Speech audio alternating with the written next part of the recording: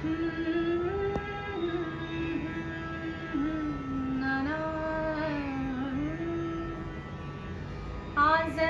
अंगाई झाली अबोल,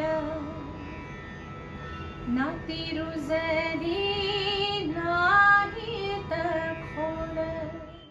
नमस्कार, मी गणेश आचवल. स्वामी कृपा क्रिएशन्स या युट्यूब चॅनल मध्ये तुम्हा सर्वांचं मनपूर्वक स्वागत करतो. मित्रांनो, दरवेळेला नवीन कायद्याचा आपल्याला प्रश्न असतो, पण आपण म्हणतो ना की काही योग हे जुळून यावे लागतात, आणि तसाच एक खास योग आज जुळून आलेला आहे. निमित्त आहे जन्मऋण नावाच्या चित्रपटाचं.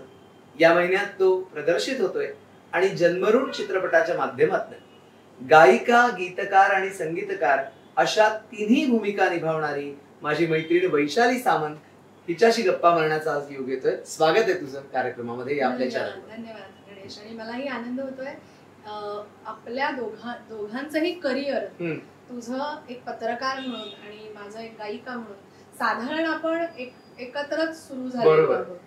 आणि आता बदलत्या काळात मीडिया माध्यम बदलत आहे, पण या माध्यमातही आज आपण पुन्हा एकदा एकमेकांसमोर आहोत. आणि तुझं युट्यूब चॅनल आहे, माझ्या प्रोफाईल मध्ये बरंच काही ऍड ऑन झालंय. ही खूप महत्वाची आणि छान गोष्ट नक्कीच आहे. आता मूळ मुद्द्यावर येऊया. जन्मऋण चित्रपटाचं निमित्त आहे, सत्य घटनेवर आधारित चित्रपट आहे, आणि या चित्रपटासाठी संगीत देणं ही जबाबदारी नेमकी कशी तुझ्याकडे आहे? बरं, सगळ्यात आधी तू माझी जी इंट्रोडक्शन केलीस, गायिका, संगीतकार, गीतकार, त्याच्यामधली गायिका मेन आहे. संगीतकार आणि गीतकार हे प्रायोगिक प्रायोगिक रंगभूमी आहे माझ्यात. प्रायोगिक तत्वावर माझं हे काम चालतं. ही माझी आवड आहे, माझी पॅशन आहे, आणि मला कशा तऱ्हेने व्यक्त व्हायला आवडेल एखाद्या विषयावर, अशी एक माझ्यातली मी जी आहे ती व्यक्त होणं गरजेचं होतं. म्हणून माझा हा संगीतकार एक प्रवास मी सुरू केला. त्यामध्ये जेव्हा अशा चित्रपटांचं काम येतं तेव्हा जबाबदारी वाढते. आणि असे आशयघन चित्रपट असतात तिथे तुमच्या गुणांची एक तुमची परीक्षा असते. त्यात इतकी इमोशनल गोष्ट, आई वडील आणि मुलगा यांच्यातलं नातं, जनरेशन गॅप ही प्रत्येक एरामध्ये असते. प्रत्येक एराचा विषय बदलतो. बरोबर. तर हा जो विषय आहे हा फार गडद आहे. म्हातारपणी आपल्या मुलगा आपलं असं म्हटलं जातं की आपली मुलं आपली काठी असतात, पण जर तीच नाहीशी झाली आणि तीच तुम्हाला दगा देऊन गेली तर ती सगळी जी इंटेन्सिटी आहे ती त्यांच्या बोलण्यातनं मला जाणवली जेव्हा कंचनजींबरोबर पहिली मीटिंग झाली. आणि मला फार आवडलं, चॅलेंजिंग होतं की हा मला आवडेल हे काम करायला. माझ्याकडनं मग मी काय करणार आहे हे मला मी विचारायला लागते. मी त्यांना 2 दिवस द्या म्हटलं, आणि मी घरी आले आणि जसं हा विचार करायला लागले ना गणेश, मलाच ते राहावे ना, म्हटलं हे आपण करायचंच आहे का, कारण असा विषय परत परत होत नाही. आणि सुदैवाने मला शब्दही सुचले. शब्द ही माझ्यासाठी हे फार प्रभावी माध्यम. खरंय. शब्दातनं जितकी इंटेन्सिटी आली पाहिजे, म्हटलं जर माझ्या शब्दातनं ती नाही आली तर I opt for another lyricist. पण सुदैवाने मला जसं हवं होतं तसं सुचलं आणि मग गाणं तयार झालं. आणि एक फ्रेम मला कंचनजींनी दाखवलेली या दोघांची, ज्यामध्ये हे दोघं जण सुन्न बसलेली आहेत एका टॅक्सीत, कुठून तरी परत येत आहेत आणि त्यांच्या चेहऱ्यावर ती अख्खी कथा दिसत होती. आणि तेवढं मला पुरलं. सुकन्या आणि मनोजजी परत येत आहेत टॅक्सीत बसून घरी आणि हरवलंय दोघंही. सो ते इनफ होतं मला. मग गाणं झालं आणि आज जेव्हा ते पडद्यावर मी बघते तेव्हा मला असं वाटतंय की ते जमलंय. एक आपल्याला कळतं ना रे की ती कथा, त्या कथेचा पाठ असतं ना. अशा वेळी जेव्हा तुम्ही एक गाणं बनवता, एकच गाणं आहे ते काही हा एंटरटेन करणारा चित्रपट नाहीये, पण डोळ्यात अंजन घालणारा नक्कीच आहे. सो मला खूप आनंद आहे की कंचनजींनी माझी निवड केली, माझ्यावर विश्वास दाखवला. हे महत्वाचं आहे माझ्यासाठी. तर आज अंगाई झाली अबोल असे शब्द आहेत गाण्याचे. त्यांची एक सवय आहे, त्या असंच लिहून ठेवतात शब्द, त्यांना जे सुचतंय त्यांच्या चित्रपटात त्या गाण्यात त्यांना यावेत असं वाटतं. तर तसंच त्यांनी वहीत लिहून ठेवलेले बरेच शब्द, काही रेफरन्सेस. तर अबोला अंगाई मला ते इतकं आवडलं आणि सुकन्यांनी एक्झॅक्टली तेच इमोशन्स दिले चेहऱ्यावर. ओके. सो तिथून गाणं सुरू. अंगाईचं अबोल होणं म्हणजे हाच किती म्हणजे मनाला आपण टच करणार आपण म्हणतो ना, तसं आहे ते. संपलंय सगळं आता, काही उपयोग नाही. ती अंगाई बिंगाई फुकट गेली सगळी माझी. तो जो एक फिलिंग असतं आईचं, ते सुकन्या आणि मी नेहमी म्हणते की ही सहज वावरणारी मंडळी आहे. मनोजजी काय, सुकन्या काय, पण ते एक साऊथला म्हणतात ना थलाईवाज, तर हे महाराष्ट्रातल्या आपल्या मातीतले थलाईवाज आहेत. तर ते काय आहेत ते ना स्क्रीनवर दिसतं. तू आता शब्द सांगितलेस की अबोल अंगाई. आता तिथे जेव्हा संगीतकार म्हणून तुला विचार करायचा होता गाण्याला ट्रीटमेंट देताना, शब्दांबद्दल तू सांगितलंस, तर संगीतकार म्हणून कसा विचार झाला? मुळात मला असं वाटतं की सीन आणि मग त्याला लागून येणारं संगीत यांना एकमेकांचं नातं जुळायला त्यांचा स्पीड सेम असायला लागतो. बरोबर. त्यांचा जो टेम्पो आहे किंवा त्याचा जो ठहराव आहे, हे गाणं ठहराव आलंय, धांगडधिंगा करण्यात काहीच अर्थ नाही. इंटेन्सिटी ही फक्त लाऊड असल्यावर येत नाही, शांततेत पण बरंच काही असतं. असं म्हणजे त्यात मी संगीतकार म्हणून अरे खूप वेगळी आहे. म्हणजे मी कोंबडी पळाली, ऐका दाजा मी खूप एन्जॉय करते, पण जेव्हा संगीत देण्याचं काम येतं कुठेतरी माझ्यातला जो हळवा कोपरा म्हणा, काय तुम्हाला म्हणायचं ते म्हणा, संवेदनशीलता, तिला चॅलेंज असतो आणि ते मला खूप आवडतं. सो आज अंगाई झाली अबोल, नाती रुजली नाही तर खोल, चिव काऊचे घरटे, करून एकटे, जन्म ऋणांचा मांडला का डाव, सोसना गाव. जन्मऋण शब्द सुद्धा तिथे आलेला. जन्मऋण गाणं झालं तेव्हा ऍक्च्युली चित्रपटाचं नाव ठरलं नव्हतं, तेव्हा काही वेगळे शब्द होते.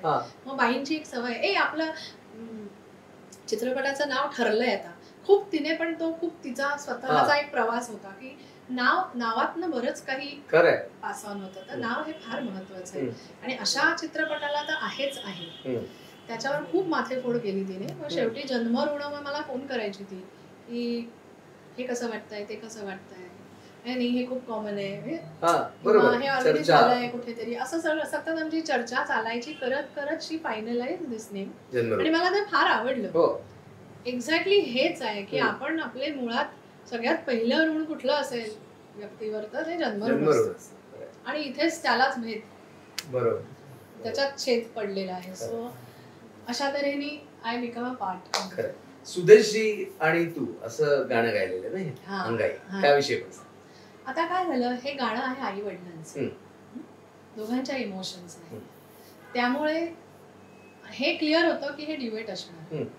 मग ड्युएटला कोण, मेल व्हॉइस कोण, याच्यावर चर्चा झाली. हा व्हॉइस, तो व्हॉइस, बरीच इंडस्ट्रीचे सगळेच चांगले. आता मनोजींचं जे कॅरेक्टर आहे, आणि मुळात मनोजी एक फार धीरगंभीर प्रकृतीची व्यक्ती आहे, त्यांचा आवाज खूप बेसी आहे. तर मग ती म्हणाली आपण सुदेशजींना ट्राय केलं तर, म्हणजे म्हटलं हा खूप छान विचार आहे. आणि असं वाटतं आता ऐकल्यावर की हो हे गाणं त्यांच्यासाठीच होतं.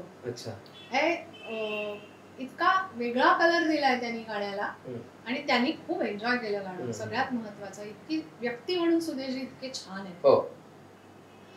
तर आणि ना ते त्यांच्या कामात दिसून येतं, खूप इंटेन्सली, खूप जेन्युइनली. म्हणजे मी संगीतकार म्हणून काही असे खूप अवॉर्ड विनिंग संगीतकार वगैरे नाहीये, पण तरी त्यांनी माझी जेन्युइनिटी ओळखली आणि तितक्या जेन्युइनली त्यांनी काम केलं. सो ते माझ्यासाठी ना फार महत्वाचं आहे. झालं ना गाणं, अजून काही करायचं आहे का, परत गाऊ का, म्हणलं हो तुम्ही असं नका विचारू मला. ते डाऊन टू अर्थ असणं महत्वाचं असतं, खूप फार गरजेचं आहे की being honest with the work. हे फार त्यांच्यातली एक अत्यंत शिकण्यासारखी त्या व्यक्तीकडनं गोष्ट. Again he is one of the legends we have. तर त्यामुळे तो प्रवास सोपा झाला, ऑनेस्ट झाला. आणि आता वाट बघतोय की लोक कशा तऱ्हेने ही फिल्म आणि हे गाणं ऍक्सेप्ट करतायत. जे जे ऐकतायत त्यांच्या डोळ्यात पाणी येतं. आणि आय थिंक तेच मला हवंय की ती इंटेन्सिटी आधीच्या पिढीपर्यंतही पोचायला हवी, आत्ताच्याही, की आपलं काय हरवणार आहे असं कधी झालं तर. मग ते त्या शब्दात आलं पाहिजे. प्रयत्न झाला ती अंगाई. Sure sure. मला जरा सूर लागेल.